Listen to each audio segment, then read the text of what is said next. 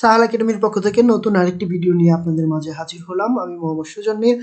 তো আজকে আমরা মাইক্রোসফট ওয়ার্ড সিরিজের 10 নম্বর পর্বে রয়েছি। আজকে আমরা শিখব কিভাবে রিপিটিটিভ এডিটগুলো তৈরি করতে হয়। তো চলুন শুরু করা যাক।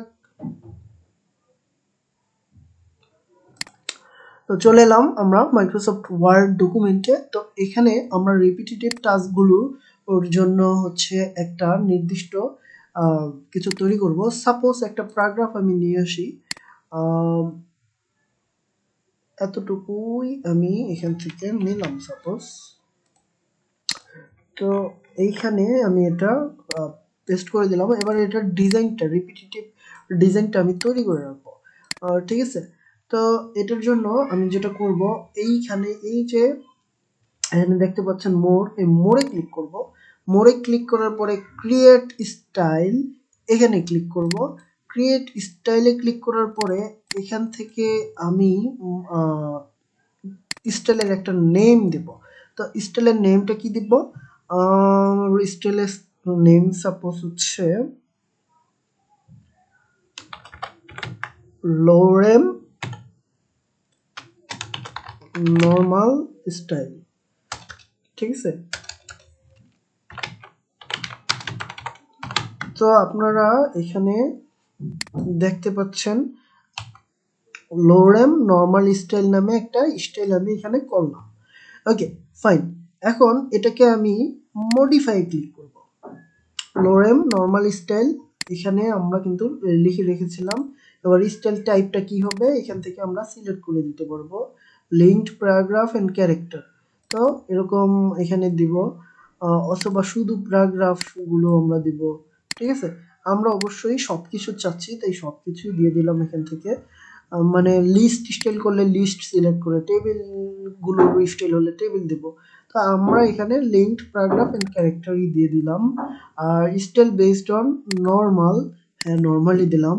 আর style for following paragraph lorem normal style. ঠিক আছে। তো এই হচ্ছে বিষয়। এখন এখানে হচ্ছে আমি টেক্সটটা দিয়ে দিলাম রোবোটো, আর এইটা হচ্ছে অটোমেটিক না দিয়ে আমি এখানে এই যে একটু এই টাইপের একটা কালার দিলাম। আর এইটাকে অবশ্যই যেমন আছে তেমনই রাখলাম। এইটা একদম সেন্টারে রাখলাম। দেন বাকি কিছু এখানে হাত দিলাম না। কালারটা কিন্তু আমরা এরকম মানে একটু অন্যরকম রেখেছি, তাই না? রোবোটও রেখেছি। দেন দেন দেন দেন কি করব আমরা? অটোমেটিক্যালি আপডেট করব না, আমরা সিলেক্ট করার পর অটোমেটিক্যালি আপডেট না, অ্যাট দ্য স্টাইল গ্যালারি। এই স্টাইল, এই যে এগুলো হচ্ছে স্টাইল গ্যালারি। আমরা হচ্ছে যে এখানে দেখতে পাচ্ছি এগুলো হচ্ছে স্টাইল গ্যালারি। ঠিক আছে। এই স্টাইল গ্যালারিতে আমরা হচ্ছে এগুলো স্টাইলটা করব, মানে রেখে দিতে চাচ্ছি অনলি ইন দিস ডকুমেন্ট, শুধু এই ডকুমেন্টেই এটা কাজ করবে। তো new document based on this template, এখানেও আমরা সিলেক্ট করে দিতে পারি, কিন্তু না, আমি শুধু এই ডকুমেন্টেই এই স্টাইলটা চাচ্ছি। ঠিক আছে। যেহেতু লোরেম নর্মাল স্টাইল লিখেছি, আর এখানে লোরেম টেক্সট গুলো আছে, সব ডকুমেন্টে আমি এরকম টেক্সট রাখবো না, এটাই স্বাভাবিক। আর এখানে ফরম্যাট গুলো এভাবে এখান থেকে সিলেক্ট করে দিতে পারি, কিন্তু আমি দিচ্ছি না, আপাতত এই স্টাইলটাই করছি। আর এখানে আমি এটা 18 রাখছি, 18 পিটি। ঠিক আছে। এটার সাইজটা 18 পিটি রাখছি। তো এই হচ্ছে বিষয়। সাপোজ আমি একটা টাইটেল স্টাইল করব, টাইটেলের জন্য এটা সেন্টারে রাখতে পারতাম। দেন হচ্ছে রোবোটো না দিয়ে টাইটেলটা একটু সুন্দর আই ক্যাচি যাতে হয় ওইরকম কিছু একটা ফন্ট ফ্যামিলি দিতে পারতাম, তাই না? তো আমি এটা নর্মাল টেক্সট প্যারাগ্রাফের জন্য করতেছি, তাই এরকমই লাগছে। ওকে চাপ। এখানে এই যে লোরেম নর্মাল, এখানে কিন্তু এই যে লোরেম নর্মাল স্টাইল নামে একটা গ্যালারিতে অ্যাড হয়ে গেছে। তো এইটা কিন্তু আমি ইজিলি এখন যে 18 হয়ে গেছে, তাই না? আমি সাপোজ এইখানে এবার নতুন আরেকটা লোরেম টেক্সট অ্যাড করি।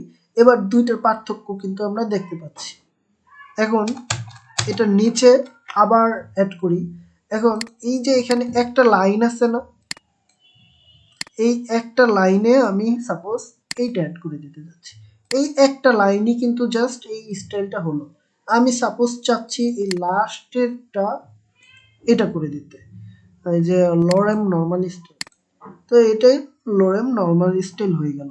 আমি চাচ্ছি সাপোজ এই যে মিনিমা এই লেখাটাকে হচ্ছে লরেম নর্মাল স্টাইল করতে, ঠিক আছে। আমরা যেখানে খুশি এই ডকুমেন্টটার মধ্যে, এই ফাইলটার মধ্যে যতগুলো পেজই হোক না কেন, প্রত্যেকটা পেজে আমরা সেম ভাবে কিন্তু কাজ করতে পারবো। এই হচ্ছে বিষয়, এখান থেকে আমরা সহজে কি কাজ করতে পারবো। এবার আমরা এগুলো তো দেখলাম রিপিটেটিভ টাস্ক, এবার আমরা আরেকটা এখানে করে ফেলি, মানে নতুন আরেকটা তৈরি করি। তো এখানে ক্রিয়েট স্টাইল দিলাম, দেন মডিফাই ক্লিক করলাম, দেন এটা দিলাম টাইটেল, ওকে টাইটেল দিলাম, okay linked paragraph and character দুইটার মধ্যে থাকবে এরকম চাচ্ছি আমরা, ঠিক আছে। আচ্ছা, this style name already exist on the reserve for bullet style, okay এই যে টাইটেল নামে এরকম আছে একটা, তাহলে এখানে দিলাম আমি মাই টাইটেল, ওকে এবার নিশ্চয়ই নাই, ওকে আমি লিঙ্কড প্যারাগ্রাফ এন্ড ক্যারেক্টারে দিয়ে দিলাম লরেম স্টাইল, যে style based on lorem normal style এরকম আছে, তো আমি এটা দিলাম।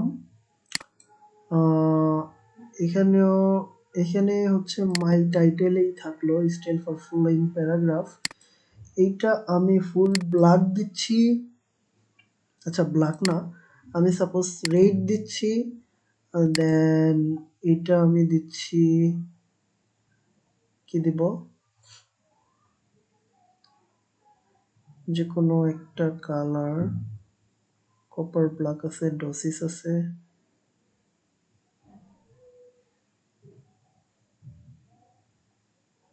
আচ্ছা গে বডি নামে যে কালারটা আছে সেটা আমি দিচ্ছি এখানে, আর এটা 24 পিটি দিচ্ছি, এটা সেন্টার দিচ্ছি এখানে এরকম করে দিচ্ছি, ওকে